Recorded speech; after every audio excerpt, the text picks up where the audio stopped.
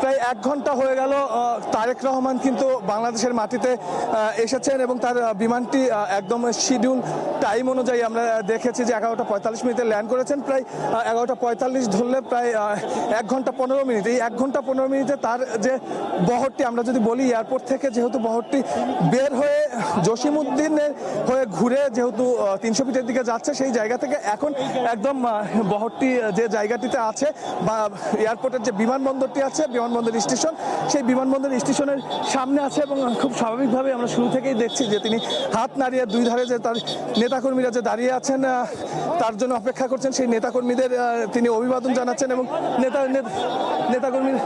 নেতাকর্মীরাও কিন্তু উচ্ছ্বসিত ছিল এবং তারা দীর্ঘক্ষণ সেই অপেক্ষায় ছিল কখন তার নেতা আসলে দেশে আসবেন। এই অপেক্ষা কিন্তু আসলে দিন কাল কিংবা সময় নয়, এটি বছরের পর বছর অপেক্ষায় ছিলেন। সেই অপেক্ষাটা কিন্তু আজকে সমাপ্তি ঘটেছে, অর্থাৎ প্রায় 17 বছর 3 মাস 15 দিন পর তিনি কিন্তু দেশে আসছেন। আপনারা দেখছেন হাত নেড়ে নেড়ে তিনি কিন্তু তার যারা নেতাকর্মী আছেন, যারা নেতাকর্মীরা আছেন তাদেরকে কিন্তু আসলে অভিবাদন জানাচ্ছেন একদম কাছ থেকে। আপনি দেখছেন আমাদের একদম আমাদের ঘেঁষে কিন্তু এখন যাচ্ছে গাড়িটি কিন্তু এখন একদম বিমানবন্দরের যে সেতু যে ওভারব্রিজটি আছে সেই ওভারব্রিজ ক্রস করে কিন্তু সামনের দিকে এগিয়ে যাচ্ছে। এবং আমি বলতেছিলাম আজকে সারাদিনই নিরাপত্তা ব্যবস্থার অনেক বেশি কড়াকড়ি থাকার কারণে কিন্তু আসলে সম্ভব হচ্ছে না যারা এখানে একটু মানুষের আসলে এত পরিমাণ ভিড় আজকে হয়েছে যে আসলে সম্ভব ইচ্ছা করলেও আসলে সুশৃঙ্খল ভাবে কোনো কিছু দেখানো কিংবা আমরা ক্যামেরা চালানো সেই জায়গাটা কিন্তু সম্ভব হচ্ছে না। নেতাকর্মীদের উপর দিয়ে হাঁটে আপনি দেখছেন মানুষের উচ্ছ্বাস, দেখছেন গাড়ির বহরটি যাচ্ছে সামনের দিকে যাচ্ছে একদম বিমানবন্দর স্টেশনের উপরে। একটি মানুষ আসলে যে রাস্তায় দাঁড়িয়ে আছে সে তারেক রহমানকে দেখতে পাবে না এমন কোনো পরিস্থিতি কিন্তু নেই। একদম গাড়ির সামনে তিনি দাঁড়িয়ে আছেন। আমরা একটু তাকে দেখানোর আবার একটু চেষ্টা করব। আমরা যেহেতু নিচ দিয়ে যাওয়ার অনুমতি পাইনি, দেখছেন মানুষজন, উচ্ছ্বসিত মানুষজন ছুটে যাচ্ছে তারেক রহমানের জায়গা থেকে হাত নেড়ে উচ্ছ্বাস জানাতে। একবার সামনে যান। আর তিনি তার নিরাপত্তার কারণে নিচে আসলে কাউকে আসতে দেন। আপনি দেখছেন উনি হাত নেড়ে নেড়ে, আমি বলছিলাম যে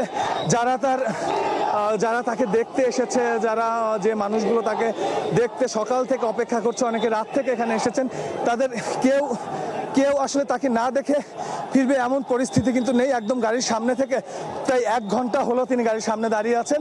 এবং আমি যদি একটু মানুষের জনস্রোত দেখাতে চাই, নিরাপত্তা ব্যবস্থা দেখাতে চাই, একটু নিরাপত্তার যে বহর এমন কোনো আসলে বাংলাদেশের ইউনিট নেই যে ইউনিটগুলো আজকে নিরাপত্তা ব্যবস্থায় তারা সমন্বয় করছে না এবং তারা মাঠে থেকে ডিউটি পালন করছে না। যেহেতু তিনি নিজেই তার লাইফ থ্রেট নিয়ে বেশ কয়েকবার কথা বলেছেন, সেই জায়গা থেকে শুধু বিএনপির তরফ থেকে নিরাপত্তা ব্যবস্থা নয়, বিএনপির বাইরেও যারা আইনশৃঙ্খলা বাহিনী আছে তাদের সঙ্গে আমরা যখন কথা বলেছি তারা কিন্তু বলেছে যে বিএনপি যে রকম নিরাপত্তা ব্যবস্থা আসলে চায়, যে টাইপের নিরাপত্তা ব্যবস্থা চায়, সব রকম সহযোগিতা তাদের দেওয়া হবে। এবং আমরা মাঠ পর্যায়ে কিন্তু কালকে রাত থেকেই দেখছিলাম এবং তিনি যখন দেশে নেমেছেন তারপর থেকে দেখছি যে আসলে সেটি কিন্তু দেওয়া হচ্ছে এবং সব বাহিনীর সদস্যরা স্বতঃস্ফূর্তভাবে বিভিন্ন জায়গায় সুশৃঙ্খলভাবে বিভিন্ন রাস্তা যেমন তারা বন্ধ করেছে, সেই সঙ্গে যারা দলীয় নেতাকর্মী আছেন যারা আসলে সকাল না কালকে রাত থেকে দেশের বিভিন্ন প্রান্ত থেকে এসেছেন এবং বিশেষ করে 300 ফিট বাদ দিয়ে যারা আসলে একদম তার নেতার ভালোবাসা কিংবা নেতাকে এতদিন পর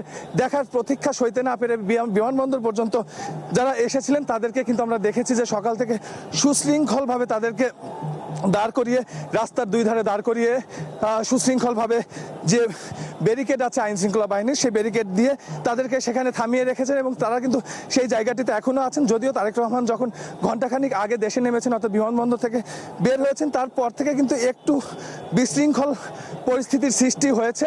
সেই বিশৃঙ্খল পরিস্থিতিটি কিন্তু নিয়ন্ত্রণ খুব সহজেই আইন শৃঙ্খলা বাহিনীর যারা সদস্যরা আছেন তো তারা করছেন। এবং যে গাড়িটিতে তারেক রহমান সামনের দিকে আগাচ্ছেন, আমি বলছিলাম যে তারেক রহমানকে বহনকারী গাড়ি কিন্তু আগে থেকে প্রস্তুত ছিল, অর্থাৎ তার বুলেট প্রুফ গাড়ি, কিন্তু তিনি নিজে থেকে যেহেতু তার এতদিন পর দেশে আসা সেই আবেগের জায়গাটি কিন্তু তারও রয়েছে, সে যে বাধ্য হয়ে সে দেশের বাইরে প্রায় 18 বছর বলা চলে, 17 বছর 3 মাস 15 দিন প্রায় 18 বছর তিনি দেশের বাইরে ছিলেন এবং তিনি চেষ্টা করেছেন, তিনি দেশের মানুষের সাথে সম্পৃক্ত থাকার চেষ্টা করেছেন এবং তিনি সবসময় তার যারা নেতাকর্মী আছেন তাদের সঙ্গে কিন্তু এই যে 17 বছরের যে অপশাসন ছিল সেই শাসনের বিরুদ্ধে তিনি লড়ে গেছেন, তার নেতাকর্মীদের সঙ্গে তিনি কানেক্টেড থেকেছেন।